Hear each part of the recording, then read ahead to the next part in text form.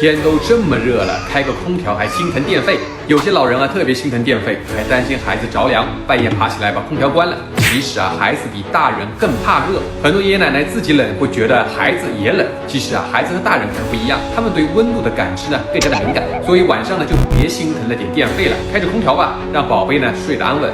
当然呢，开空调也是有讲究的，温度呢别调得太低，一般设置在26度左右呢就挺合适的。这样呢既凉快又不会让孩子着凉。实在担心呢，可以在孩子肚子上呢盖个小毯子，或者穿个薄的睡袋，孩子睡得舒服才是真的好。